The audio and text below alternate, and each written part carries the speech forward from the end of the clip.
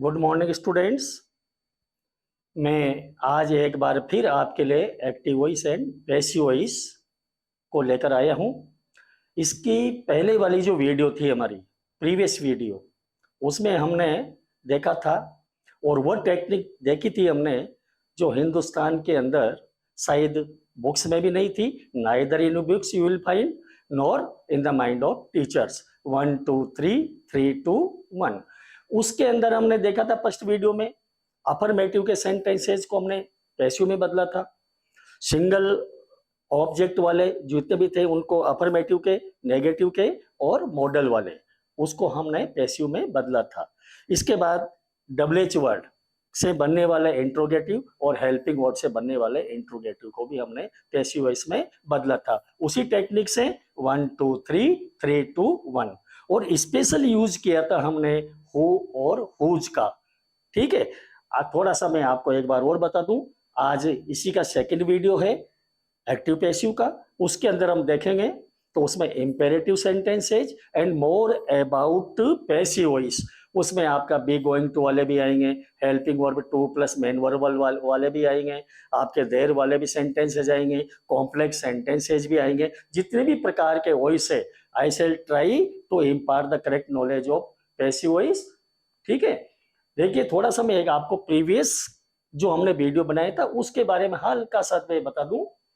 ये हमने single object की जो विधि थी उसमें हमने देखा था, जैसे suppose I am going to write a sentence here, she writes a poem. ठीक है, सी राइट्स ए पोएम, ये इस एक्टिव वॉइस का वाक्य है। इस एक्टिव वॉइस के वाक्य का ये सब्जेक्ट है हमारा, ये एक्टिव वॉइस के वाक्य की वर्ब है और ये इसका ऑब्जेक्ट है, एक्टिव वॉइस के वाक्य का ऑब्जेक्ट। ठीक है, और इसको now we are transforming the sentence into passive voice. ठीक है, सी सब्जेक्ट है, इसको मैं आपको 1 2 3 इस विधि से मैंने आपको बताया था पहले भी। सब्जेक्ट को नंबर 1, वर्ब हमेशा नंबर 2 और ऑब्जेक्ट हमेशा नंबर 3। एनलार्जमेंट ऑफ सेंटेंस आ जाए, ठीक है, तो उसके हम उसको एक्स्ट्रा वर्ड्स समझकर उसको हम पैसिव वॉइस में एज इट इज उतार देते हैं। ठीक है, जैसे मैंने ये सी राइट्स ए पोएम और इसी में मैं एक्स्ट्रा वर्ड दे दूं आपके लिए थोड़ी देर के लिए, she writes a poem with the help of her mother. ये तो यहां से जो विद है ये प्रीपोजिशनल सेंटेंस हो गया आपका। ठीक है, एक्स्ट्रा वर्ड है हमारे पास, हमारा ऑब्जेक्ट, क्योंकि पैसिव वॉइस में बनाते समय सबसे पहले हमें ऑब्जेक्ट लेना पड़ता है। ठीक है, एक्टिव वॉइस के वाक्य के ऑब्जेक्ट को क्या बना देते हैं हम, सब्जेक्ट। ये आपका सब्जेक्ट है, ये आपकी वर्ब, एक बार और लिख दूं मैं आपके लिए, और ये आपका ऑब्जेक्ट। ठीक है, अब ये पैसिव वॉइस में चेंज करेंगे, object becomes subject in passive voice. तो यहां पर ए पोएम, इसको मैं 3 2 1 1 2 3 3 2 1, ये 3 ए पोएम। और अब आपको मैंने टेंस की टेबल प्रीवियस वीडियो में बताई थी, ये प्रेजेंट इंडेफिनिट का सेंटेंस है, टेंस की पहचान वर्ब से होती है। ये पोएम, पोएम एक ही हमारा सब्जेक्ट है तो इसलिए इज एम आर में से हम लेंगे इज, और वर्ब जो मेन वर्ब है इसकी थर्ड फॉर्म बनेगी return. A poem is return, और ये जो प्रोनाउन क्या सब्जेक्टिव फॉर्म है ये पैसिव वॉइस में ऑब्जेक्टिव फॉर्म में चेंज हो जाता है। तो यहाँ पर बाय का यूज करेंगे, सभी में नहीं होगा, वो भी मैंने प्रीवियस वीडियो में बताया था आपको कि कुछ वर्ब्स ऐसी हैं जिनके साथ बाई को अवॉइड करते हैं, बाई हर। तो ये पैसिव में हमने चेंज कर दिया, लेकिन आपके एक्टिव से पैसिव, पैसिव से एक्टिव। अब जो एक्स्ट्रा वर्ड है आपको इसको बाई हर के पहले यहाँ लगा सकते हो, ये A poem is written with the help of her mother by her। ठीक है, बहुत से राइटर्स इसको बाई हर के बाद में प्लेसमेंट देते हैं, लेकिन चूंकि ये अनइम्पोर्टेंट माने गए आजकल आधुनिक अंग्रेजी में, इसलिए पहले हमें जो लेफ्ट जो छूटे हुए हमारे जो वर्ड्स हैं उनको हम उसका प्लेसमेंट पहले करेंगे। ठीक है, अब ये 1 2 3 3 2 1, तो इसको वापस आपको 1 2 3 में चेंज करें, ये क्योंकि एक्टिव से पैसिव और पैसिव से वापस एक्टिव वॉइस। ये तो 1 2 3 ये वापस ये बना दो आप अपना, तो एक्टिव से पैसिव और पैसिव से वापस एक्टिव बन जाएगा आपका। अब ये देखो बाई तो आप लाए थे और ये ऑब्जेक्टिव फॉर्म को सब्जेक्टिव फॉर्म बना देंगे अपन सी। अब ये जो वर्ब है तो आपको मालूम है एजीएमआर आप लाए थे और ये मेन वर्ब की जो फर्स्ट फॉर्म थी देखो अभी भी लिखी हुई है यहाँ पर, इस फर्स्ट फॉर्म को थर्ड बनाया था, वापस थर्ड को फर्स्ट बनाएंगे तो राइट रोट रिटर्न, ये राइट बन गया आपका। लेकिन अभी ये इनकम्प्लीट सेंटेंस है तो हम इसमें अकॉर्डिंग टू द सब्जेक्ट हमें यस लगाना है यहाँ पर। सी राइट्स 3 नंबर आ गया ए पोएम। तो एक्टिव से पैसिव और पैसिव से एक्टिव, ये हमने 1 2 3 के नियम से पहले फर्स्ट जो वीडियो था उसमें हमने देखा था। देखिए आप ये 1 2 3 से ही मैंने आपको ये आपका जो क्वेश्चंस जो है क्वेश्चंस को by helping verb, by helping थोड़ा सा समय लूंगा मैं आपको। तो इसमें मैंने आपको स्ट्रक्चर लिख के दे दिया था प्रीवियस वीडियो में, आप चाहो तो मैं एक बार और लिख दूं और वो 1 2 3 से, क्योंकि ये बहुत इंपॉर्टेंट है। ये 1 2 3 3 2 1 के हिसाब से हमने बनाया था और स्ट्रक्चर आपको याद होना चाहिए। ये मैं लिख दूं आपको passive voice structure, passive voice structure, ये हेल्पिंग वर्ब से। तो इसमें सबसे पहले आपको हेल्पिंग वर्ब ही लानी है, हेल्पिंग वर्ब, उसके बाद में ऑब्जेक्ट एक्टिव वॉइस, ठीक है। वर्ब की third form by plus subject active voice, और क्वेश्चन मार्क को लगाना नहीं भूलेंगे। देखो मैंने एक बार आपके पास यहाँ लिख दिया और ये एक छोटा सा वाक्य लिख रहा हूं मैं आपके लिए। Does she Singh a song, ये लो, does she Singh a song. मैंने आपको 1 2 3 से बताया था हम हेल्पिंग वर्ब को एक लाइन खींच के अलग कर दीजिए और यहाँ से आपका अफर्मेटिव का सेंटेंस तैयार हो जाता है, ठीक है। एक तरह से ये सब्जेक्ट नंबर 1, वर्ब नंबर 2 और ये आपका ऑब्जेक्ट नंबर 3 और क्वेश्चन मार्क के नीचे क्वेश्चन मार्क। यहाँ हेल्पिंग वर्ब के नीचे हेल्पिंग वर्ब लेंगे हम, ये आपका 3 2 1 और क्वेश्चन मार्क के नीचे क्वेश्चन मार्क। देखो कितनी इजी, मतलब कितना इजी मेथड है। अब ये प्रेजेंट इंडेफिनिट का वाक्य है, डू डज हमारे को बता रहा है कि प्रेजेंट इंडेफिनिट का वाक्य है ये, the statement is of present indefinite, ठीक है। Do does these are the helping verb of present tense. तो यहाँ पर ए सॉन्ग, इसको पहले ले लो आप, ए सॉन्ग, ये ऑब्जेक्ट सब्जेक्ट बन गया आपका। ए सॉन्ग के लिए आपको मालूम है ईजीएमआर में से लेंगे अपन, इज ए सॉन्ग, और ये आपका वर्ब की थर्ड फॉर्म संग, और ये 1 नंबर बाई हर। तो ये 1 2 3 का जो है आपका मेथड, ये बहुत बड़ा मेथड है और बाकी मेरी पहली सलाह यही कि आपको ये याद करना है, ठीक है। और इसके अलावा देखिए आप सब बच्चे, ये WH वर्ड से, WH वर्ड से, और बस जस्ट अपन सेकंड नंबर वीडियो पे आने वाले WH वर्ड से क्वेश्चन। तो इसमें भी मैंने आपको लिख के दिया था पैसिव वॉइस स्ट्रक्चर पहले प्रीवियस वीडियो में, पैसिव वॉइस स्ट्रक्चर, ये एक बार और लिख दूं मैं ताकि समझ में आ जाएगा, आपका लिंक बन जाएगा। और ये WH वर्ड, फर्स्ट नंबर पे WH वर्ड डाल दो आपके, और अभी इसके पहले आपने जो लिखा था ना वो पूरा का पूरा एज इट इज आ जाएगा, यानी हेल्पिंग वर्ब आएगी आपके, उसके बाद में ऑब्जेक्ट एक्टिव वॉइस आएगा आपका, उसके बाद में वर्ब थर्ड आएगी, फिर बाई आएगा, फिर आपका सब्जेक्ट एक्टिव वॉइस और ये क्वेश्चन मार्क। देखो मेरी पहली सलाह आप लोगों से सभी से है कि आपको you have to learn the structure by heart, ठीक है। I am going to write a sentence here, ये where did you read the Ramayan, read the Ramayan, where did you read the Ramayan,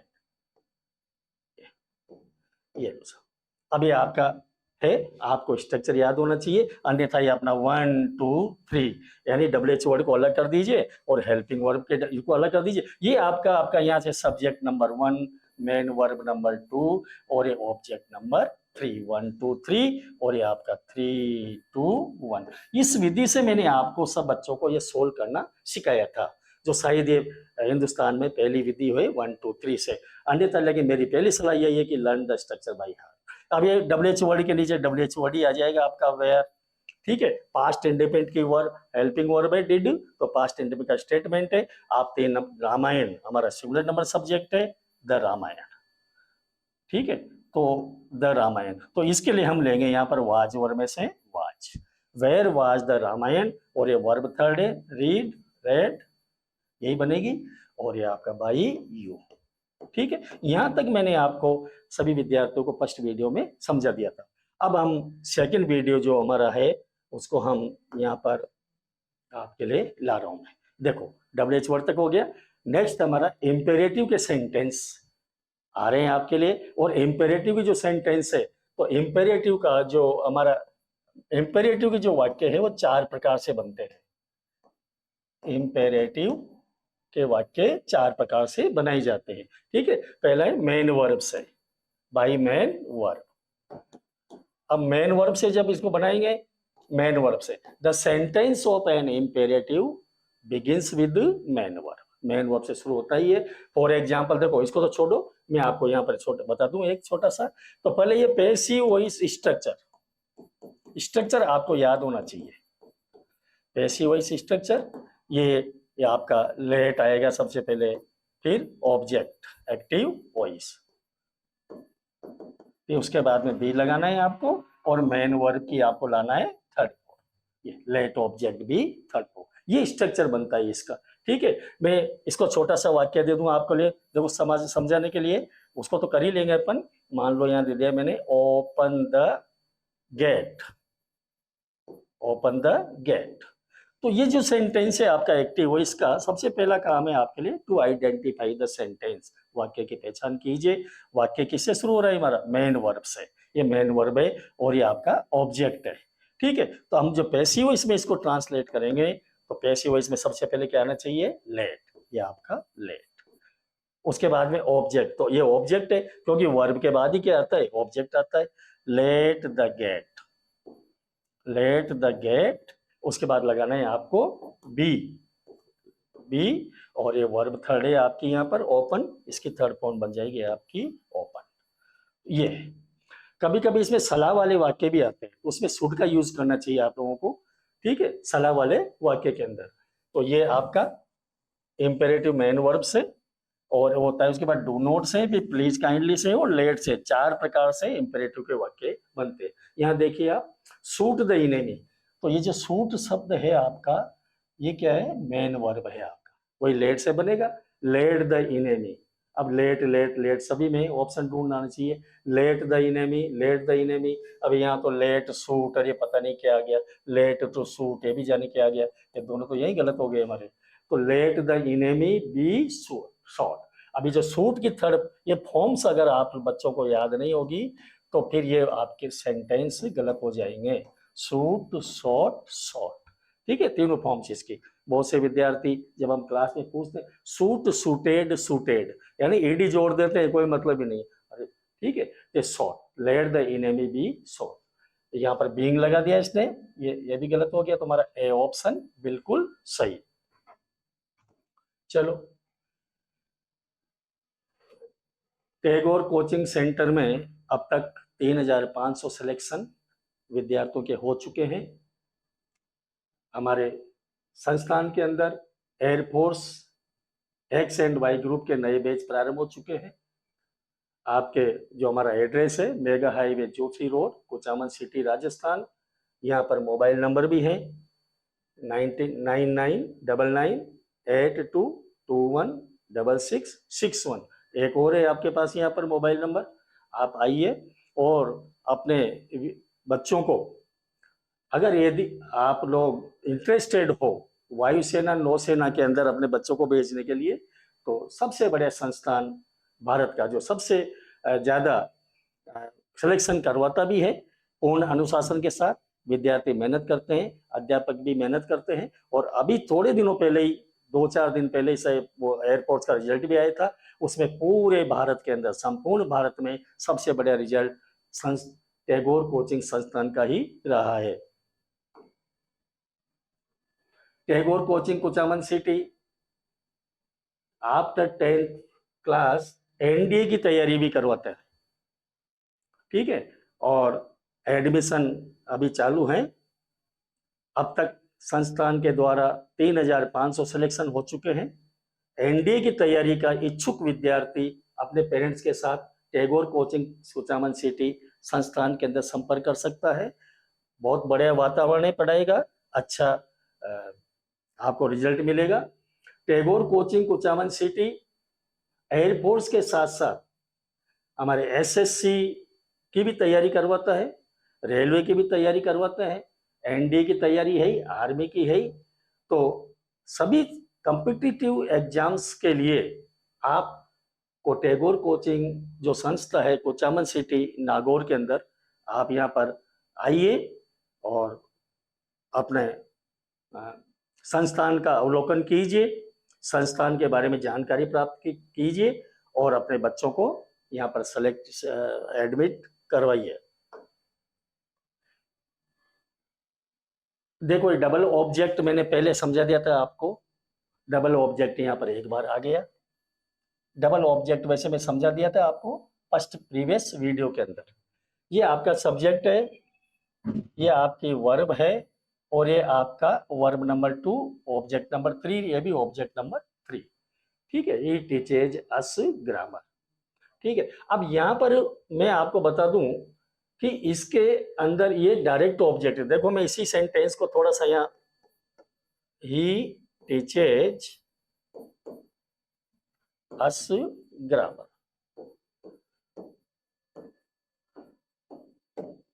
ये एक्टिव वॉइस का वाक्य है, अफर्मेटिव का वाक्य है। ये इस वाक्य का सब्जेक्ट है, सब्जेक्ट नंबर 1। ये इस वाक्य की वर्ब है, वर्ब नंबर 2। ये इस वाक्य का ऑब्जेक्ट है, ऑब्जेक्ट नंबर 3। और ये भी ऑब्जेक्ट है आपका, ऑब्जेक्ट नंबर 3, यानी डबल ऑब्जेक्ट है। इसको बोलेंगे अपन इनडायरेक्ट ऑब्जेक्ट और इसको बोलते हैं अपन डायरेक्ट ऑब्जेक्ट। डायरेक्ट ऑब्जेक्ट और इनडायरेक्ट ऑब्जेक्ट दोनों से ही बना देते हैं, ये मैं प्रीवियस वीडियो के अंदर आपको एक्सप्लेन कर चुका हूं। थोड़ा सा एक बार और रिवीजन के रूप में, जब हम डायरेक्ट ऑब्जेक्ट को लेकर डायरेक्ट ऑब्जेक्ट को सब्जेक्ट बना देते थे पैसिव वॉइस में, तो आपको करना क्या है, इनडायरेक्ट ऑब्जेक्ट को टू से जोड़ना है। ठीक है, इतना सा काम करना है। लेकिन इनडायरेक्ट ऑब्जेक्ट को जब पैसिव वॉइस के वाक्य का सब्जेक्ट बनाएंगे तो फिर डायरेक्ट ऑब्जेक्ट को टू से नहीं जोड़ा जाता। यहाँ पर देखिए मैं दोनों बता देता हूँ आपके लिए एक बार और। ग्रामर मैं डायरेक्ट ऑब्जेक्ट से बना रहा हूँ, ये आपका 1 2 3 3 2 1। ठीक है, grammar.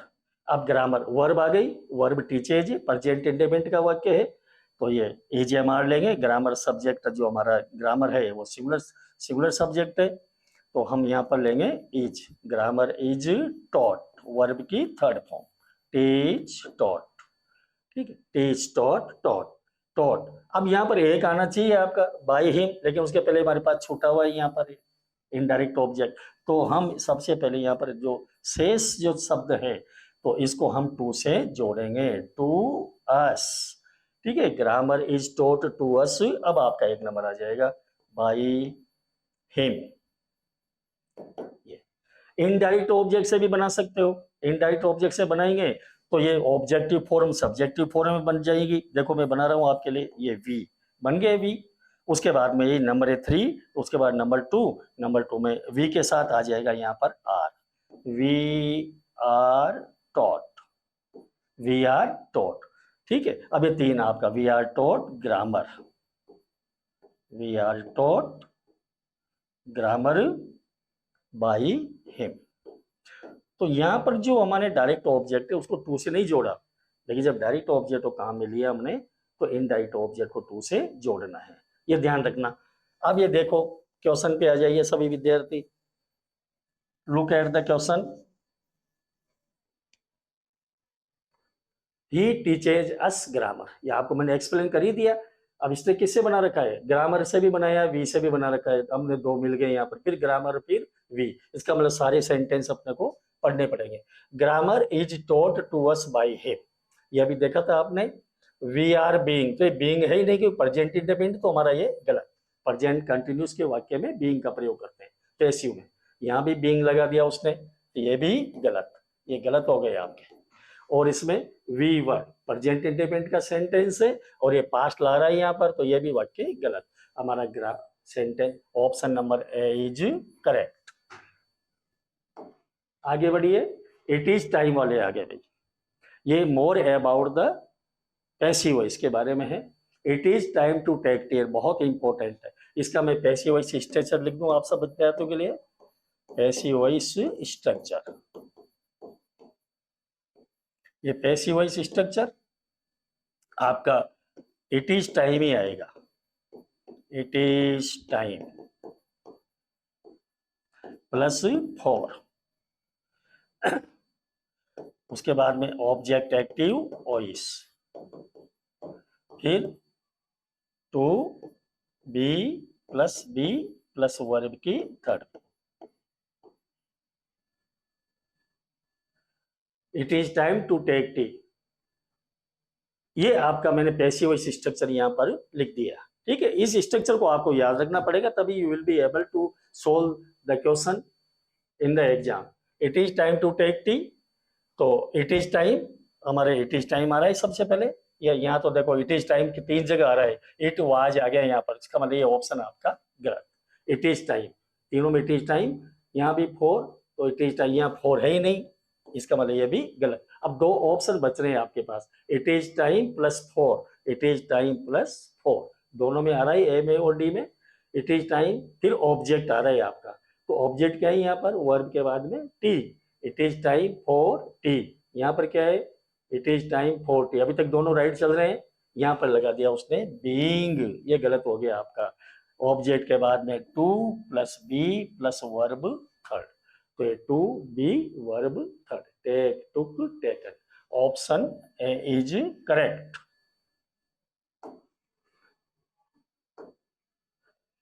There are some forms to reject, next rule है पैसिव का, देयर से बनने वाले वाक्य होते हैं ये, तो इसका भी पैसिव वॉइस में लिख के बता दो विद्यार्थियों को, पैसिव वॉइस स्ट्रक्चर, ये सब आपको याद करने पड़ेंगे।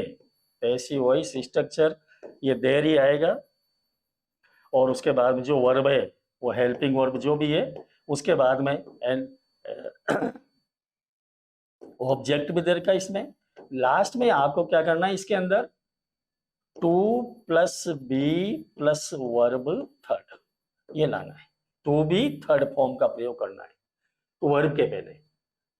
There are some forms to reject, यानी कहने का मतलब ये जो टू इन्फिनेटिव वर्ब है, ये जो इन्फिनेटिव वर्ब है आपकी, इन्फिनेटिव वर्ब, इन्फिनेटिव जो वर्ब है, इसको क्या लाना है आपको, to plus be plus verb third form में लिखना है बस। बाकी ये जो यहां से यहां तक का वाक्य आपका सेम रहेगा पैसिव वॉइस के अंदर, ये ध्यान रखना है आपको, ठीक है। ये चलो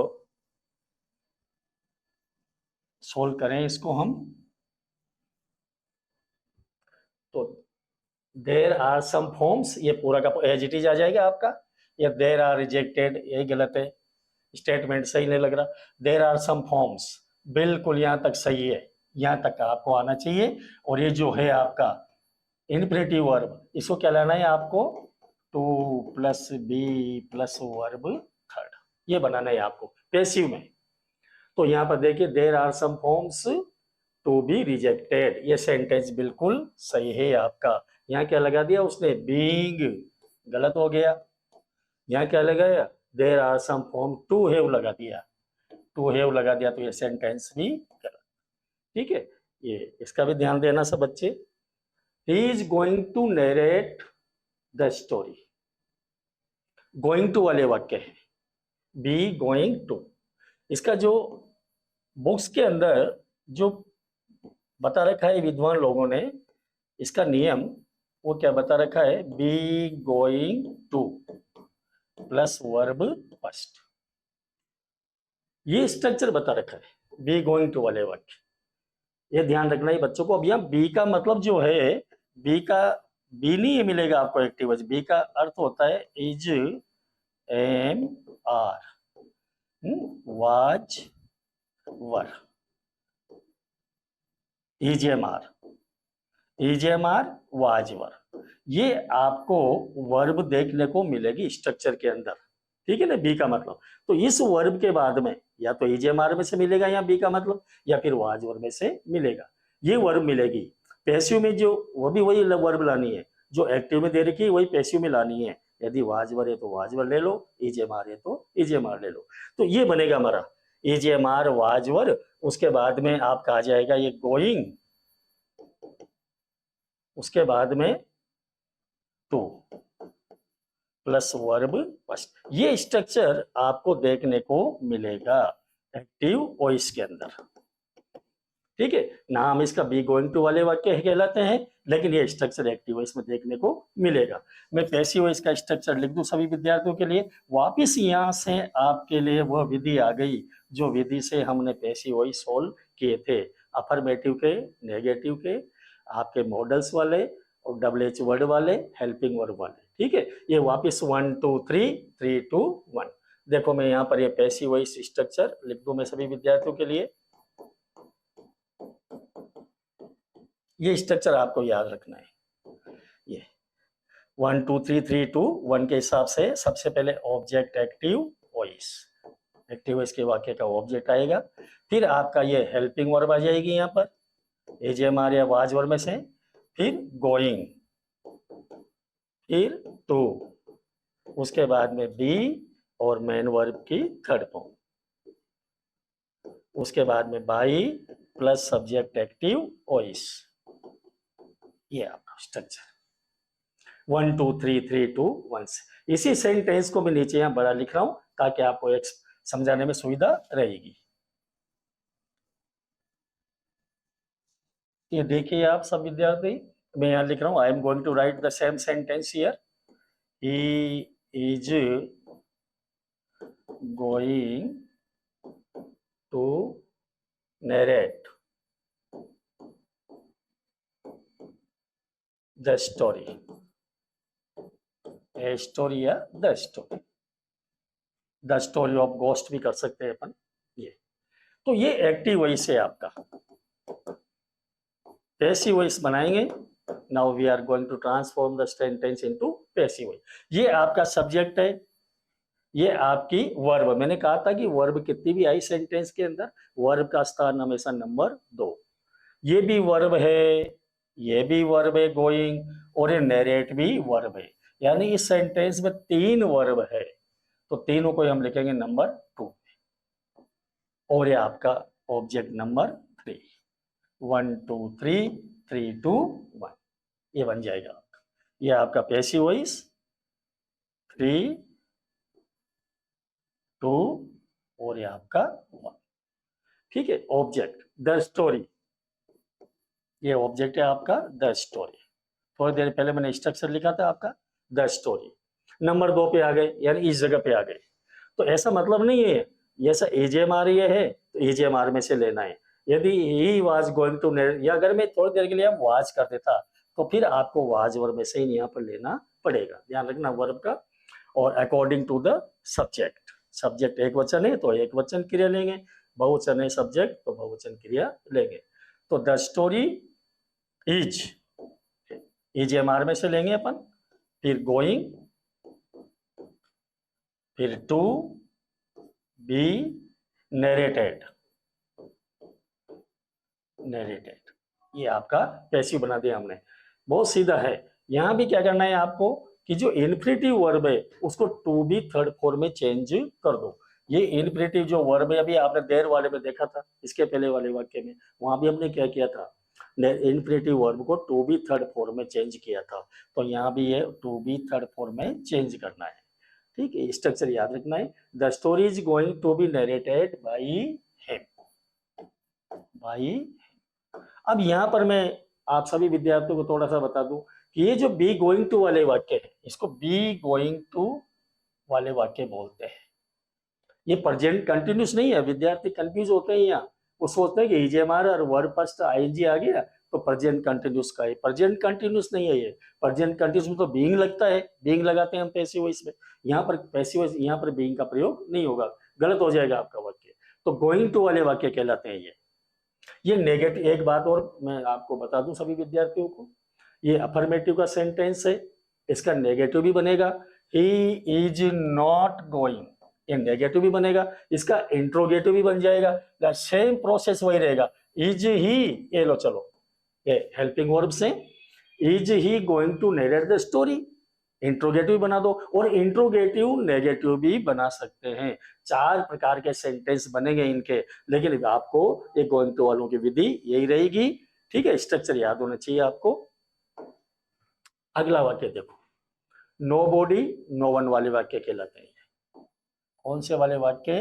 नो बॉडी नो वन। तो अब इसमें सीखने की चीज, इस नियम में क्या है?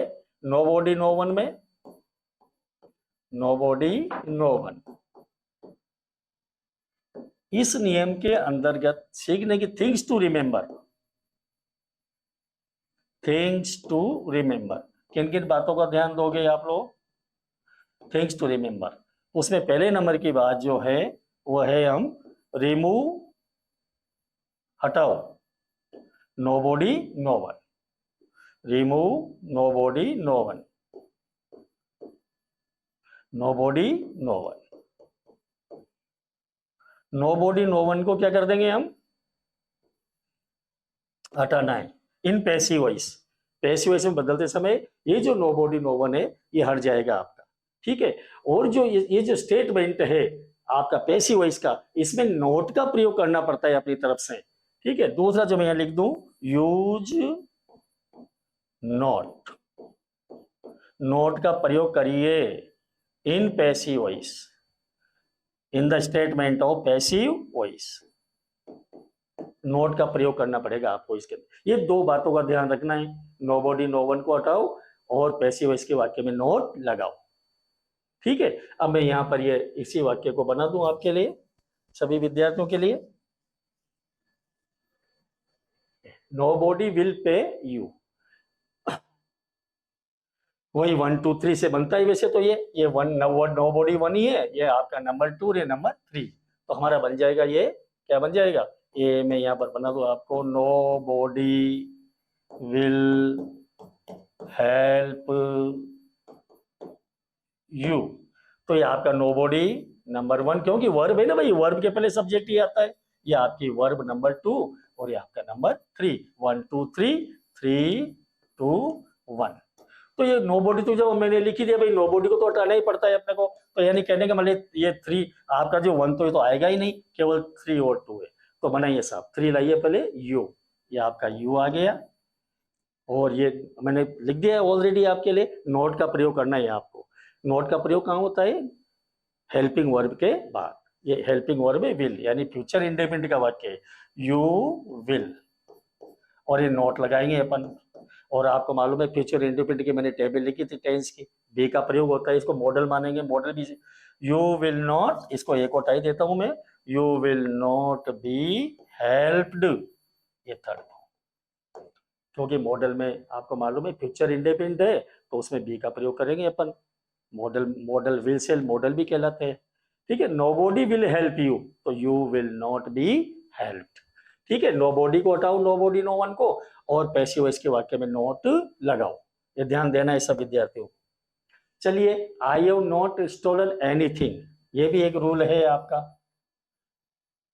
एनीथिंग रूल है, एनीथिंग एनीवन, ये इसका आपका सॉरी एनीथिंग इसका रूल है आपका। ये एनीथिंग है भी रूल में आता है आपका, एनीथिंग वाला रूल। और एनीथिंग के रूल में क्या होता है? एक्टिव वॉइस के वाक्य में जो एनीथिंग का प्रयोग हो रहा है, तो इसमें क्या होता है, हम पैसिव वॉइस के थिंग्स टू रिमेंबर में, देखो थिंग्स टू रिमेंबर में किन किन बातों का ध्यान दोगे आप? Things to remember, things to remember में पहले नंबर की जो बात है सभी विद्यार्थियों के लिए, begin the sentence of passive voice with nothing. देखो नथिंग से चालू हो रहे हैं सारे के सारे, तो हम पैसिव वॉइस का वाक्य नथिंग से प्रारंभ करते हैं, नथिंग से प्रारंभ करते हैं, नथिंग से प्रारंभ करते हैं।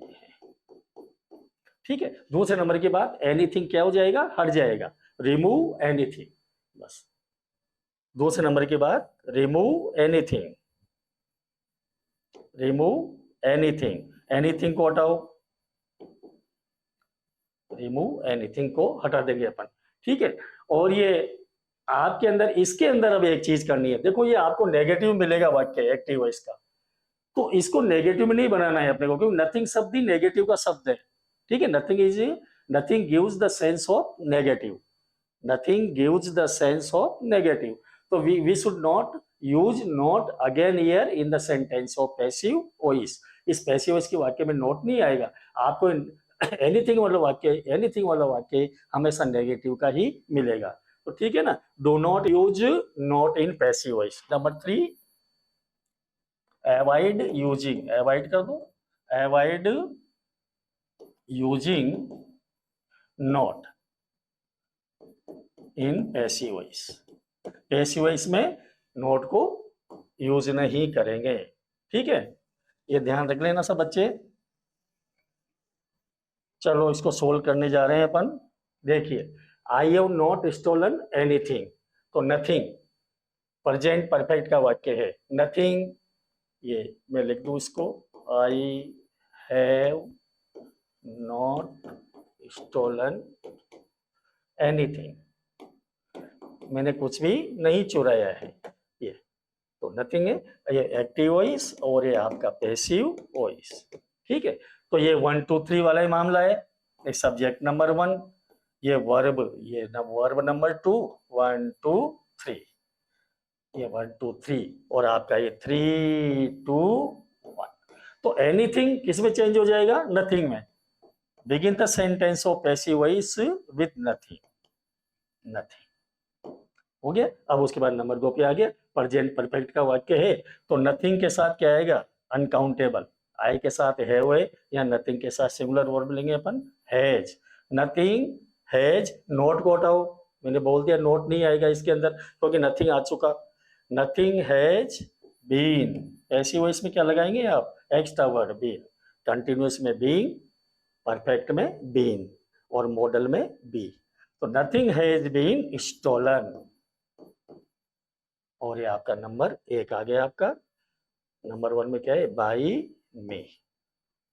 Nothing has been stolen by me. तो एनीथिंग वाला है, आपको वाक्य नेगेटिव के मिलेंगे एक्टिव वॉइस के।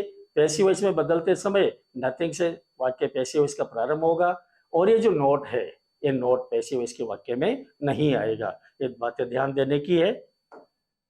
आगे बढ़ो। They believe that apples are good for health, इसको बोलते हैं complex sentence. Complex sentence, complex sentence के पैसिव वॉइस बहुत इंपॉर्टेंट है। अब देखो, कॉम्प्लेक्स सेंटेंस के जो पैसिव बनाएंगे तो क्या पहचान है इनकी? आइडेंटिटी। प्रत्येक वाक्य की आइडेंटिटी होना चाहिए विद्यार्थी को। अगर वाक्य को नहीं पहचानते हैं तो फिर इसका मतलब आप you will not be able to transform the sentence of active voice into passive voice. They believe, ये हमारा कॉम्प्लेक्स का सेंटेंस है। दे बिलीव, दे बिलीव, ये हमारा कॉम्प्लेक्स सेंटेंस में क्या होता है? 2 वाक्य होते हैं, ठीक है। दोनों वाक्य, एक वाक्य होता है मेन क्लॉज और एक वाक्य होता है सबऑर्डिनेट क्लॉज। ये वाक्य किसी कंजक्शन की सहायता से जुड़े हुए रहते हैं। तो ये दे बिलीव, ये हमारा प्रिंसिपल क्लॉज बोल दो इसको, या मेन क्लॉज बोल दो इसको, ये प्रिंसिपल क्लॉज। और ये दैट आपका कंजक्शन है, ये है आपका सबऑर्डिनेट क्लॉज, ये आपका सबऑर्डिनेट क्लॉज। बहुत इंपॉर्टेंट सेंटेंस है, सब बच्चे ध्यान देंगे। प्रिंसिपल क्लॉज या मेन क्लॉज और सबऑर्डिनेट क्लॉज, तो ये दोनों प्रकार से बनता है ये वाक्य, ठीक है। आप सबऑर्डिनेट क्लॉज से भी वाक्य बना सकते हो, और मेन क्लॉज से भी, आपका प्रिंसिपल क्लॉज से भी वाक्य बना सकते हो, ठीक है। यहां पर ध्यान दीजिए, दे बिलीव। अब इसमें जब मैं यहाँ पर फर्स्ट टाइप सेकंड टाइप दोनों बता दूं आप सब विद्यार्थियों को। फर्स्ट टाइप, देखिए ये प्रिंसिपल क्लॉज का वाक्य है, ये इसका सब्जेक्ट है दे, और ये इसकी वर्ब। 1 2 3, यानी ऑब्जेक्ट नहीं है आपके पास, 1 to 3 के हिसाब से देखें तो ऐसी स्थिति में जब प्रिंसिपल क्लास का ही हम पैसिव वॉइस बनाते हैं, दो तरीके हैं। फर्स्ट टाइप बता रहा हूं मैं आपके लिए ये। तो हमें क्या करना है, इट को सब्जेक्ट के रूप में मानेंगे। इट यानी यहाँ पर सब्जेक्ट क्या मानेंगे अपन, पैसिव वॉइस का इट बन जाएगा। हम प्रिंसिपल क्लास का पैसिव वॉइस बना रहे हैं, इसका ही बना रहे हैं हम पैसिव वॉइस। दो प्रकार के पैसिव बनेंगे इसके, कॉम्प्लेक्स सेंटेंसेस के। तो 1 2 3, 3 जो ऑब्जेक्ट है ही नहीं आपके पास, नहीं हो तो हम क्या मान लिया हमने, इट। अब इसका टेंस पहचानो, ये प्रेजेंट इंडेफिनिट है, इज मार लेंगे, इट इज और ये थर्ड फॉर्म, यानी पैसिव तैयार हो गया आपका। It is believed by them लगाने की कोई आवश्यकता नहीं है, बस इट इज बिलीव्ड। और शेष वाक्य को, ये पूरा जो शेष वाक्य है आपका, that apples are good for health, it is believed, इसको यहां पर लिख दीजिए आप। It is believed that apples are good for health. ये आपका फर्स्ट टाइप पैसिव वॉइस हमने बना दिया प्रिंसिपल क्लॉज का, इसकी विधि है ये, ठीक है। ये फर्स्ट टाइप। अब मैं सेकंड टाइप पे आ रहा हूं, सबऑर्डिनेट क्लॉज से पैसिव वॉइस बनाएंगे। सबऑर्डिनेट क्लॉज का क्या बनाएंगे हम, पैसिव वॉइस बनाएंगे सबऑर्डिनेट क्लॉज का। तो फर्स्ट टाइप तो देख लिया आप सब विद्यार्थियों ने।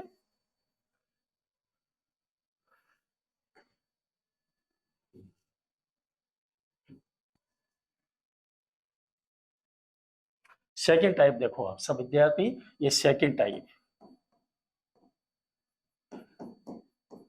सबसे पहला काम है वाक्य की पहचान। ये कॉम्प्लेक्स सेंटेंस कहलाते हैं। इसमें दो वाक्य होते हैं, प्रिंसिपल क्लॉज और सबऑर्डिनेट क्लॉज, और ये किसी न किसी कंजक्शन की सहायता से जुड़े रहते हैं। यहाँ पर कंजक्शन क्या है हमारा, दैट। तो इनकी पहचान होनी चाहिए आपको कॉम्प्लेक्स सेंटेंसेस की, ठीक है। अब क्या करना है सेकंड टाइप में, कैसे बनाएंगे हम, तो सबऑर्डिनेट क्लॉज का जो वाक्य है, इसके सब्जेक्ट को पैसिव वॉइस का सब्जेक्ट, पैसिव वॉइस का सब्जेक्ट मान लेते हैं। फिर बोल रहा हूं एक बार दोबारा, सबऑर्डिनेट क्लॉज के कौन सा कहलाता है सबऑर्डिनेट क्लॉज, दैट के ठीक बाद वाला वाक्य। सबऑर्डिनेट क्लॉज के वाक्य के सब्जेक्ट को, इसका सब्जेक्ट है एप्पल्स, ठीक है ना, क्योंकि वर्ब आ रहे उसके पहले सब्जेक्ट, कर्ता क्रिया कर। एप्पल्स, इसको ले लेंगे हम एप्पल्स, ये बनाना है आपको एप्पल्स, ले लिया सब्जेक्ट। अब पैसिव वॉइस के वापिस मेन क्लॉज का ही बनेगा, दोनों के अंदर ही पैसिव मेन क्लॉज का ही बनाया जाता है, ध्यान रख लेना। कॉम्प्लेक्स सेंटेंसेज में, कॉम्प्लेक्स सेंटेंसेज के जब पैसिव वॉइस बनाई जाते हैं, तो फर्स्ट टाइप और सेकंड टाइप दोनों ही प्रकार के पैसिव वॉइस हमेशा मेन क्लॉज के ही बनेंगे, ये इसी के बनेंगे। तो पैसिव में क्या होता है, वर्ब, वर्ब का पैसिव बनाया जाता है, और तो किसी का पैसिव बनता ही नहीं है। तो यहाँ एप्पल्स, अब ये प्रेजेंट इंडेफिनिट का वाक्य है आपका, वर्ब फर्स्ट है ये, तो प्रेजेंट इंडेफिनिट में इज एम आर प्लस इस वर्ब की थर्ड फॉर्म। एप्पल्स बहुवचन है तो हम लेंगे आर, और ये पैसिव बनाओ आप वर्ब का believed, apples are believed, by them की आवश्यकता नहीं है। अब और क्या करना है, ये तो कर ही लिया आपने। अब इसके अंदर ध्यान देना, सबऑर्डिनेट क्लॉज के वाक्य में प्रयुक्त हेल्पिंग वर्ब जो है, कोई भी हेल्पिंग वर्ब आए, उस हेल्पिंग वर्ब को टू बी में चेंज करना पड़ेगा आपको। टू बी, यहाँ पर बिलीव्ड टू बी, ये मैंने इसको आर को टू बी में चेंज कर दिया। शेष वाक्य को उतार दीजिए आप, गुड फॉर हेल्थ, तो हमारा पैसिव बन जाएगा apples are believed to are को, हेल्पिंग वर्ब को हमने टू बी में चेंज किया, टू बी, शेष वाक्य हमारा आगे सबऑर्डिनेट क्लॉज का गुड फॉर हेल्थ। बार बार प्रैक्टिस करेंगे आप तो ये आपके समझ में आ जाएंगे, ठीक है। इनकी पहचान बहुत इंपॉर्टेंट है एग्जामिनेशन पॉइंट ऑफ व्यू से।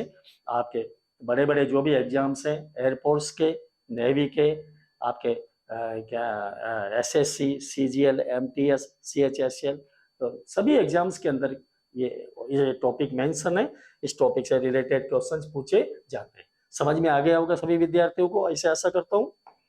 तो कॉम्प्लेक्स, टैगोर कोचिंग संस्थान ने अब तक 3500 विद्यार्थियों का सिलेक्शन करवा चुका है। संस्थान के द्वारा 3500 विद्यार्थी सिलेक्ट हो चुके हैं। कड़ी मेहनत, पक्का इरादा, पूर्ण अनुशासन के साथ एयरफोर्स एक्स और वाई ग्रुप के नए बैच प्रारंभ हो रहे हैं हमारे संस्थान के अंदर। ये आइए आप भी निश्चित सफलता के लिए।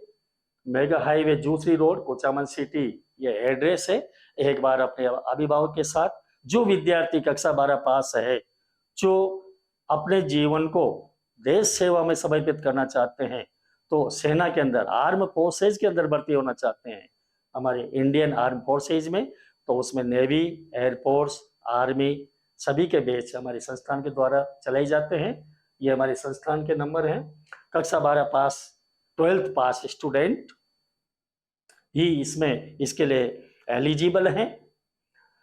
ये हमारे संस्थान के मोबाइल नंबर है 9982216661। एक नंबर और है आपके पास।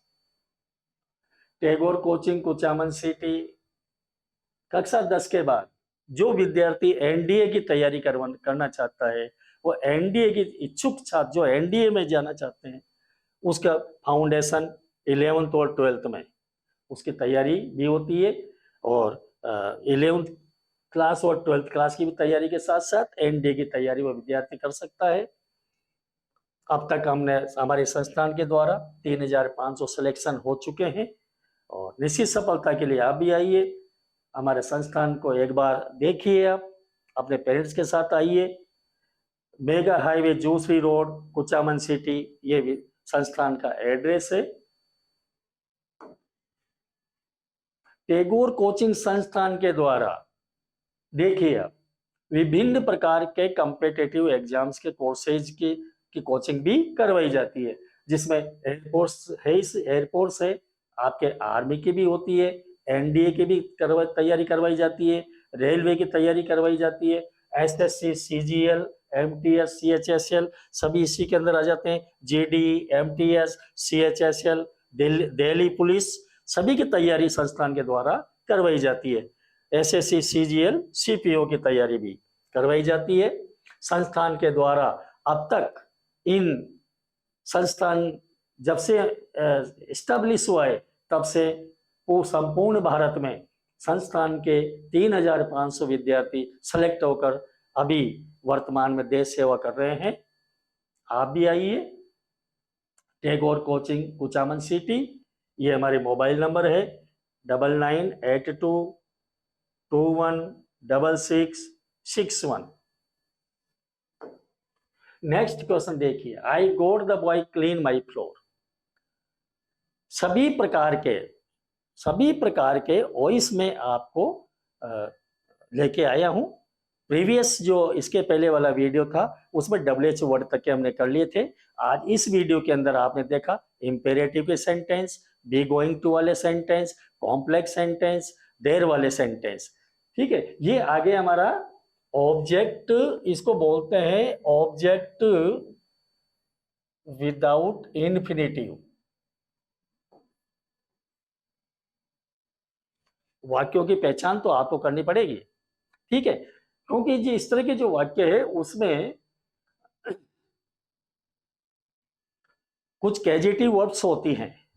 कैजेटिव वर्ब्स होती हैं, मेक, गेट, हैव, ये इस तरह के जो कैजेटिव वर्ब्स है, मेक, गेट, हैव, तो ये कैजेटिव वर्ब्स के जब इनका यूज होता है तो उनके पैसिव वॉइस हमेशा ऑब्जेक्ट विदाउट ऑब्जेक्ट। अब देखो इसके दो नियम बन जाते हैं आपके लिए। सबसे पहला काम ही ऑब्जेक्ट ढूंढने का है। ऑब्जेक्ट कौन सा है? यहाँ पर I got the boy clean my floor. बच्चा भी कंफ्यूज, विद्यार्थी कंफ्यूज है कि यार ऑब्जेक्ट, ये क्लीन भी वर्ब है और ये गोट भी वर्ब है। अब ये दोनों जो वर्ब है तो मैं वर्ब के बाद ही ऑब्जेक्ट होता है, तो ये ऑब्जेक्ट है हमारा या ये ऑब्जेक्ट है? विद्यार्थी कंफ्यूज। सीधा सा तरीका है ऑब्जेक्ट ढूंढने का। इनका नाम ही, जो नियम का नाम है ऑब्जेक्ट विदाउट इन्फिनेटिव, यानी जो वर्ब है आपकी वो फाइनाइट वर्ब मिलेगी आपको। क्या मिलेगी? फाइनाइट वर्ब, यानी मेन वर्ब की first form. Infinitive means two plus verb first. तो हमें करना क्या है? कुछ नहीं करना है, ऑब्जेक्ट ढूंढना है हमें। तो ये ऑब्जेक्ट ढूंढना आ गया हमें। I got the boy clean my floor. तो ये ऑब्जेक्ट है आपका, वही 1 2 3 3 2 1। हमें करना क्या है पैसिव वॉइस में, थिंग्स टू रिमेम्बर में, ये मैं लिख दूंगा आपके लिए, थिंग्स टू रिमेम्बर। इसके अंदर करना क्या है हमें, जो आपके फाइनाइट वर्ब है इसको इन्फिनेटिव चेंज करना है। पैसिव वॉइस में फाइनाइट वर्ब को इन्फिनेटिव में बदल दिया जाता है, इन्फिनेटिव में बदल देते हैं, अर्थात टू का प्रयोग करेंगे इसके पहले। किसका प्रयोग, टू का प्रयोग वर्ब के पहले, ठीक है, ये ध्यान देना है। ये मैं इसको ट्रांसफॉर्म करने जा रहा हूं, I got the boy clean my, तो अब आपने ऑब्जेक्ट ढूंढ ही लिया, द बॉय। देखो सभी में द बॉय आ रहा है, कहां पर आ रहा है, द बॉय। इसमें दो में द बॉय है, ये तो माई फ्लोर, ये पता नहीं क्या उल्टा कर दिया। आपके पास ए और सी ऑप्शन है, द बॉय। पास्ट इंडेफिनिट का वाक्य है वही 1 2 3, आई गोट द बॉय। देखो मैं यहाँ लिखूं आपके लिए, सब विद्यार्थियों के लिए, I got the boy clean my floor. चलो इसको मैं करूं, ये आपका ऑब्जेक्ट है, ये आपका सब्जेक्ट है, ये आपकी वर्ब है, वही 1 2 3 3 2 1। हमें क्या करना है, जो फाइनाइट वर्ब है आपकी, इसको इन्फिनेटिव में चेंज करना है, इसके पहले टू लगाना है। तो बना दो द बॉय, ये एक्टिव वॉइस है, ये आपका passive voice, the boy. Past indefinite का वाक्य है वाज, क्योंकि ये 3 2 ही तो आएगा अब आपके पास, was got, the boy was got. लाइए से शब्दों को, अभी क्या करना है, इसको अपने को टू से जोड़ना है, टू क्लीन। ये आपको फाइनाइट वर्ब को हमने इन्फिनेटिव में चेंज कर दिया, बहुत सीधा है। बस ऑब्जेक्ट ढूंढने में समस्या आती है विद्यार्थी को इस तरह के वाक्यों में, तो वो कंफ्यूज हो जाता है कि मैं ऑब्जेक्ट किसको मानूं, यहाँ पर द बॉय किसको समझू, the boy was got to clean my floor, to clean my floor. By me लगाओ तो लगाओ, नहीं तो need not to write here by me. The boy was got to clean my floor, ये आपका passive voice बन जाएगा। Object with finite verb या ऑब्जेक्ट विदाउट इन्फिनेटिव। विदाउट शब्द लग गया इन्फिनेटिव, या तो फाइनाइट हो गया, विदाउट इन्फिनेटिव का मतलब क्या है, बिना इन्फिनेटिव वाला। बिना इन्फिनेटिव मतलब विदाउट टू, तो यहाँ विदाउट टू है, हमने पैसिव में क्या किया, इसको टू में टू लगा दिया, यानी फाइनाइट वर्ब को इन्फिनेटिव में बदल दिया। Very easy. चलिए साहब, दे इलेक्टेड हिम प्रेसिडेंट। देखिए आप, प्रत्येक प्रकार का वाक्य, यह है आपका ऑब्जेक्ट कॉम्प्लीमेंट। कौन सा कहलाता है नियम, ये नियम कहलाता है आपका ऑब्जेक्ट कॉम्प्लीमेंट। ऑब्जेक्ट कॉम्प्लीमेंट वाला नियम कहलाता है, ये ऑब्जेक्ट कॉम्प्लीमेंट वाला नियम कहलाता है।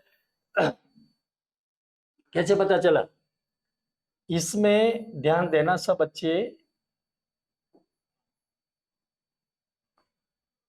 कुछ वर्ब्स हैं, some verbs as selected,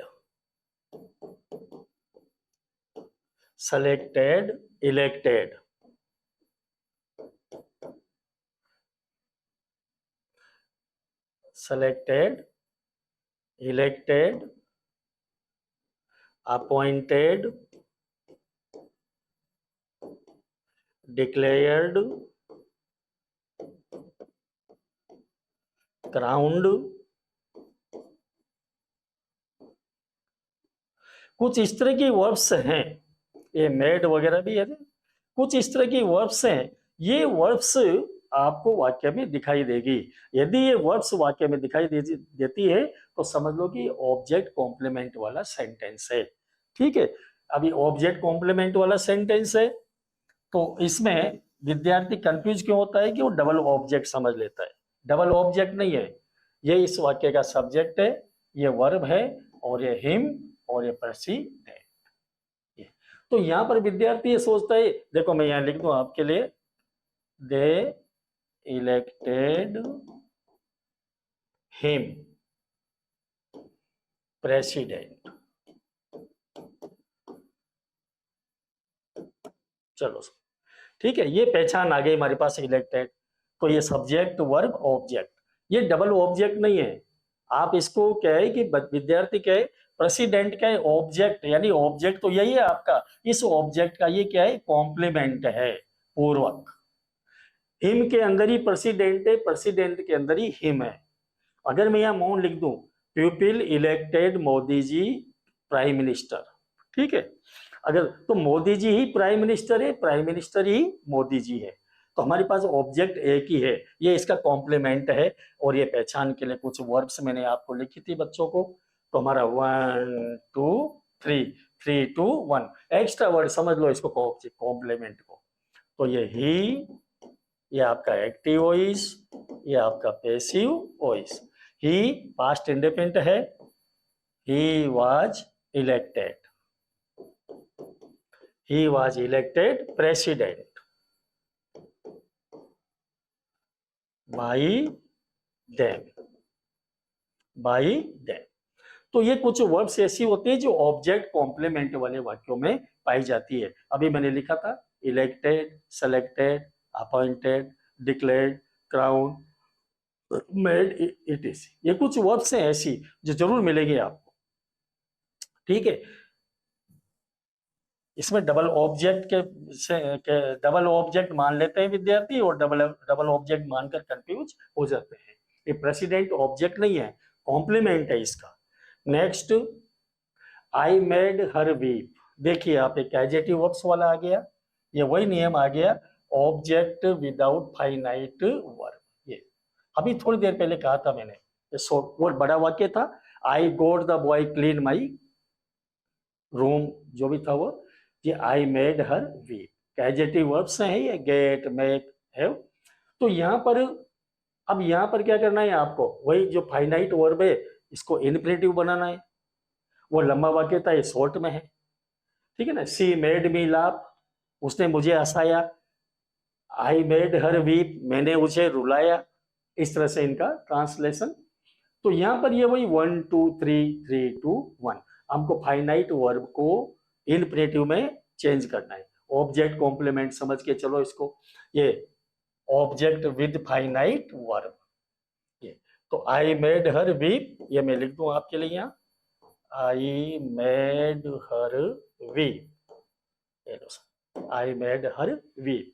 तो ये 1 2 3 3 2 1, यानी object with finite verb, finite verb. अब ये सी पास्ट इंडेफिनिट है, सी वाज मेड, ठीक है। ये 1 2 3, 1 2 3, ठीक है। ये फाइनाइट वर्ब है, ऑब्जेक्ट विद फाइनाइट वर्ब, पहचानना इनको वाक्यों को।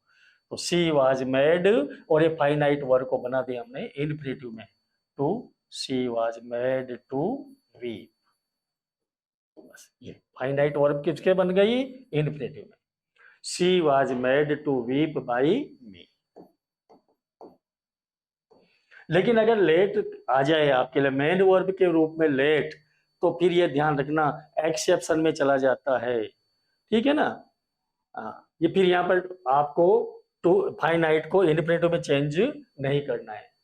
मैं आपको इसी का मैं वापस बता दूं सब बच्चों को, वैसे क्योंकि अब ये थोड़ा सा टॉपिक लंबा है हमारे लिए। देखो ध्यान देना इधर, ऑब्जेक्ट विथ फाइनाइट वर्ब, अगर मेन वर्ब के जो मेन, अभी मैंने थोड़ी देर पहले लिखा था कि मेक, गेट, हैव, लेट, एक एडजेक्टिव वर्ब्स कहलाती हैं। अगर लेट मेन वर्ब के रूप में आता है तो ये एक्सेप्शन चला जाएगा आपका, एक्सेप्शन, एक्सेप्शन, अपवाद माना जाएगा ये। फिर इसमें ये रूल लागू नहीं होगा, finite verb as it is आ जाएगी। अभी टू लगाया था आपने, वो नहीं लगेगी। मैं एक एग्जांपल दे दूं सभी विद्यार्थियों को, she let, she let me she let me sing. ये लो सब। अब देखिए सब विद्यार्थी, सेम वाक्य है, object with finite verb, finite verb. तो हमने यहां तो क्या किया था, टू से जोड़ा था, फाइनाइट को इन्फिनिटिव बनाएंगे। लेकिन लेट जब आपका मेन वर्ब के रूप में लेट का प्रयोग हो, लेट का प्रयोग मेन वर्ब के रूप में यदि होता है तो finite verb as it is रहेगी। ये एक नियम होता है, ये 1 2 3 3 2 1 मी आए। अब ये कौन सा टेंस है यहाँ पर, ये पास्ट इंडेफिनिट है, क्योंकि लेट के तीनों फॉर्म सेम होती है, लेट लेट लेट। ठीक है, जब सेम होती है तो यहाँ कौन सी मानेंगे, हमारा सब्जेक्ट देखेंगे सिंगुलर है तो यहाँ लेट्स होना चाहिए, लेट्स नहीं है तो फिर क्या मानेंगे, इसको अपन वर्ब सेकंड मानेंगे। तो आई वाज लेट। अब यहाँ पर टू सिंग नहीं करेंगे, गलत हो जाएगा। आई वाज लेट सिंग, बस सिंग बाय हर। ये थोड़ा ध्यान रखना, एक्सेप्शन में आता है, लेट मेन वर्ब के रूप में आ जाती है। तो चलिए साहब करिए सोल्व। आई मेड हर वीप, तो सी, इसमें सब में सी दे रखा है, पास्ट इंडिपेंडेंट है, वाज आएगा, यहाँ इज आ गया गलत, यहाँ पे इज आ गया तो गलत। अब दोनों में वाज है, आई वाज मेड, और इसमें वीप के पहले टू नहीं लगाया फाइनाइट वर्ब के पहले, लेकिन यहाँ टू वीप है आपके पास, टू वीप, ये राइट है हमारा ऑप्शन। आशा करता हूं समझ में आ गया होगा आप सभी विद्यार्थी। सी स्टिल लव्स मी, स्टिल क्या है यहाँ पर, एडवर्ब, एडवर्ब के पैसिव वॉइस, एडवर्ब के पैसिव वॉइस, एडवर्ब का प्रयोग पैसिव वॉइस में, ये थिंग्स टू रिमेंबर याद रखना, पैसिव वॉइस के वाक्यों में एडवर्ब का प्रयोग हमेशा हेल्पिंग वर्ब के बाद किया जाता है, इसको मत भूलना। ठीक है, सी स्टिल लव्स मी, यहां पर एडवर्ब क्या है, स्टिल, तो ये well, very well, she still loves me, adverb. Affirmative का वाक्य है, सब्जेक्ट नंबर 1, ये वर्ब नंबर 2 और ऑब्जेक्ट नंबर 3, 1 2 3। पैसिव वॉइस में वही आपका अफर्मेटिव है, 3 2 1। मी तो आई हो जाएगा आपका, आई प्रेजेंट इंडिपेंडेंट है तो आई एम। बस ये जो हेल्पिंग वर्ब है, इसी के बाद में आपका स्टिल जो एडवर्ब है वो आना चाहिए। आई am still loved, third form बन जाएगी आपकी, आई am still loved by her, adverb. ठीक है, ये वेरी वेल, स्टिल, ये एडवर्ब्स कहलाती हैं। तो यहां पर देख लीजिए आप, समझ में आ गया होगा, मैंने समझा दिया। She still loves me, I am कहाँ, ये तो आई वाज है, प्रेजेंट इंडिपेंडेंट है, वाज आ गया गलत। यहाँ पर क्या है, I am still loved by her, ये बिल्कुल राइट है। यहाँ क्या दे दिया, आई स्टिल का प्रयोग उसने देखो यहाँ दे दिया वर्ब के बाद में, गलत। आई वाज प्रेजेंट का वाक्य है हमारा, वाज दे दिया तो सेंटेंस भी गलत। आई एम स्टिल लव्ड बाई हर, तो इस ढंग से आप आंसर ढूंढेंगे। ए लेमन टेस्ट सोर, देखो मोर अबाउट पैसिव वॉइस में ये ए लेमन टेस्ट सोर अकॉर्डिंग टू द सेंस, इन वाक्यों को करेंगे अपन। अब आप ऐसा मत कर देना कि ए लेमन सब्जेक्ट है, टेस्ट वर्ब है, सोर ऑब्जेक्ट है। ए लेमन टेस्ट सोर, ये कह रहा है कि नींबू का स्वाद खट्टा होता है, नींबू का स्वाद खट्टा होता है। जैसे ए रोज स्मेल्स स्वीट, गुलाब की खुशबू मीठी होती है। नीम टेस्ट्स बिटर, नीम का स्वाद कड़वा होता है। तो ये जो इस तरह के जो वाक्य है अकॉर्डिंग टू जे सेंस में बनेंगे। कब होता है वो, जब हम उसको टेस्ट करते हैं। सपोज हम मार्केट में जाते हैं और मार्केट में बहुत सारी ऐसे जो सब्जी मंडी में गए तो वहाँ दुकानें होती है, ठेले होते हैं, ठीक है, नींबू रखे हैं वहाँ पर, नींबू अदरक मिर्ची रखे हैं सब। अब आप वहाँ से निकल रहे हैं वहाँ से, तो ऐसा थोड़ी है कि उस नींबू का स्वाद हमारे मुंह में आ जाएगा, हम आंखों से देखेंगे। Simply we pass our eyes over the heap of lemons, ठीक है ना। हम उनको आंखों से देख लेंगे, लेकिन इसका मतलब थोड़ी कि स्वाद आ जाएगा। स्वाद कब आएगा? नींबू का स्वाद खट्टा कब होता है? जब हम उसको टेस्ट करते हैं। तो यहाँ पर जो पैसिव वॉइस का स्ट्रक्चर बनता है इस तरह के वाक्यों का, तो उसमें क्या करना है अपने को? ये पैसिव वॉइस में ए लेमन, ये आपको अकॉर्डिंग टू द सेंस बनाने पड़ेंगे। ए लेमन इज श्योर, नींबू खट्टा होता है। नींबू खट्टा होता है कब? व्हेन, जब। अब आपका पैसिव इसी का बन जाएगा, प्रेजेंट है। व्हेन इट, इट किसके लिए है? इट ये refers to lemon. When it is tested, जब इसको टेस्ट किया जाता है, चखा जाता है। ये आपका पैसिव वॉइस बनेगा। वो 1 2 3 मत बना देना, ठीक है ना। लेमन इज श्योर, नींबू खट्टा होता है। व्हेन इट इज टेस्टेड, जब इसे टेस्ट किया जाता है, चखा जाता है। इस तरह का मैं आपको एक वाक्य और दे दूं, ये समझ में आ जाए आप सभी विद्यार्थियों के लिए। देखो इधर, मान लो मैंने यहां लिख दिया साहब आपके लिए, मिल्क टेस्ट स्वीट, दूध का स्वाद मीठा होता है। दूध का स्वाद मीठा होता है, सेम है ये। दूध का स्वाद मीठा होता है तो कब? जब हम उसको पिएंगे। तो मिल्क इज स्वीट, दूध मीठा होता है। कब होता है? ऐसे बनाने पड़ेंगे आपको passive. According to the sense, दूध मीठा होता है कब होता है? व्हेन, जब।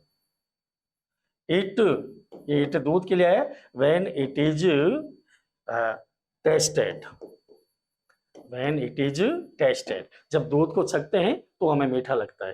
तो इस तरह के जो सेंस वाले सेंटेंस हैं, सब विद्यार्थी इन पे ध्यान देना थोड़ा सा, ये भी एग्जाम्स में पूछ लिए जाते हैं।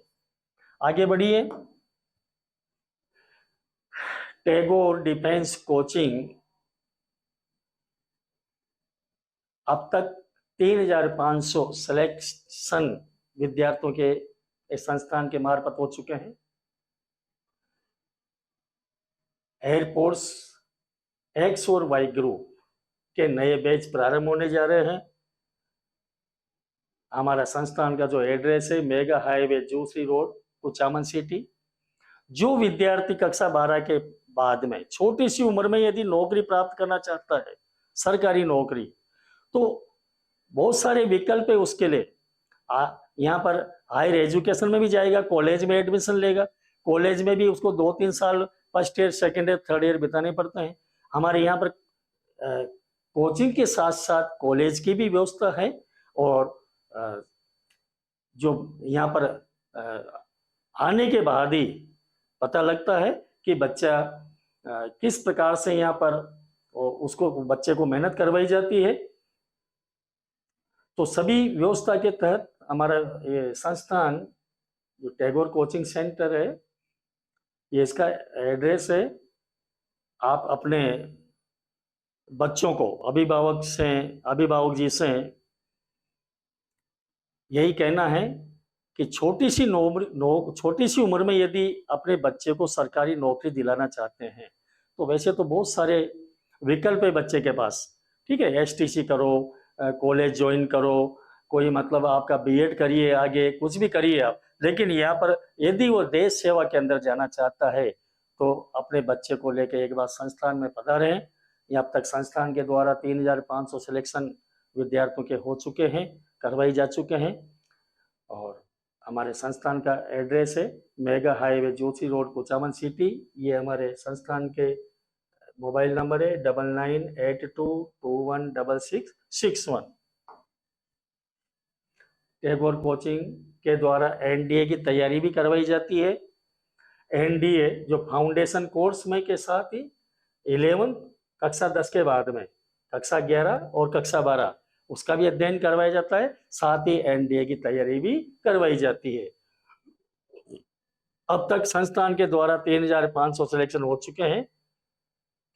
टैगोर कोचिंग सेंटर के द्वारा एयरफोर्स एक्स वाई ग्रुप की कोचिंग के साथ साथ, अध्ययन के साथ साथ विभिन्न प्रकार के कोर्सेज विभिन्न प्रकार के जो कॉम्पिटिटिव एग्जाम्स हैं, जिनमें आपके आर्मी भी है, आपके एनडीए भी है, एसएससी, सीजीएल, सीपीओ भी है, आपके एसएससी के अंदर ही GD, MTS, CHSL, Delhi police, railway, विभिन्न प्रकार के कॉम्पिटिटिव एग्जाम्स की तैयारी करवाई जाती है। संस्थान की कड़ी मेहनत, अनुशासन के द्वारा और प्रॉपर उचित मार्गदर्शन के द्वारा, प्रॉपर गाइडेंस के द्वारा अब तक संस्थान के द्वारा 3500 सिलेक्शन हो चुके हैं। विद्यार्थी, जो भी विद्यार्थी कक्षा 12 के बाद में एनडीए के लिए कक्षा 10 के बाद में, एनडीए के लिए कक्षा 10 के बाद में ही फाउंडेशन कोर्स है।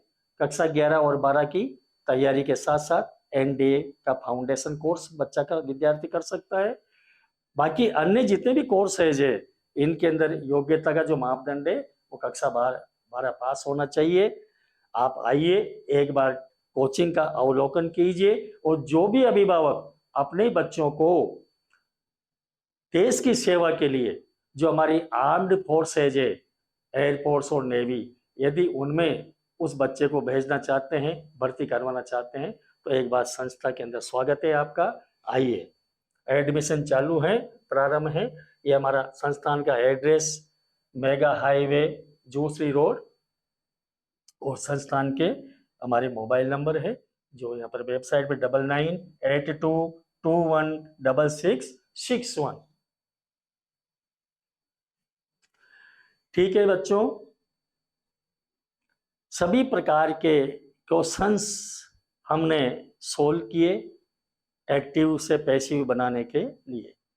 तो उस आशा करता हूँ आपको वीडियो पसंद आई होगी, बहुत ही हेल्पफुल सिद्ध होगी। और ये जो टेक्निक मैंने आपको बताई 1 2 3 3 2 1 कुछ है, नियम से भी चलते हैं, और इस टेक्निक के द्वारा, बाकी भाई फर्स्ट एडवाइस मैंने पहले भी बताया फर्स्ट वीडियो में, इस वीडियो में बता रहा हूँ कि सभी विद्यार्थियों को मेरी पहली सलाह यही है कि आपको स्ट्रक्चर्स याद होना चाहिए, पैसिव वॉइस के स्ट्रक्चर्स, आपको आइडेंटिटी होना चाहिए, कौन सा वाक्य किस प्रकार का है, whether the statement is of affirmative, negative, optative, आपका इम्पेरेटिव, कौन से किस प्रकार का वाक्य है, आपको उसकी आइडेंटिटी होना चाहिए। सेकंड वीडियो में देखा आपने, हमने सभी प्रकार के, हमने बी गोइंग टू वाले, इम्पेरेटिव के स्टेटमेंट, कॉम्प्लेक्स के स्टेटमेंट, हमने इट इज टाइम वाले स्टेटमेंट, अपने एडवर्ब वाले statement, nobody no one वाले स्टेटमेंट्स, एनीथिंग, सभी प्रकार के